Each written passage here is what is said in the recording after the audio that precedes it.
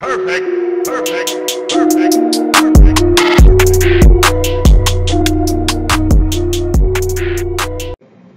Hello everybody, how are you guys doing today? This is AndreJMcClendon, and today we're going to talk about trading. So for all those who want to learn how to trade, learn how to mark up charts, get into the markets, my personal favorites so far is Forex and some of the crypto markets. And I've been talking to a lot of people, and people want to find out how to get how to find out more about it. So what you want to do, if you want to learn more about trading, learn more about how to get into the markets, and also trade with a team, not by yourself. Learn to play with others. So as you grow, they grow.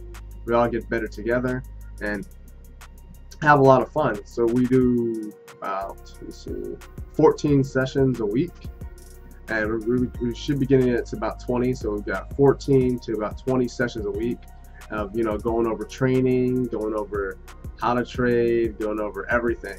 And that's through the product and services that I'm partnered with. So if you guys want to learn more about it, go to AndreJMcClendon and click Trade with Andre and find out more. So any questions, concerns about Forex or the markets, drop a comment below.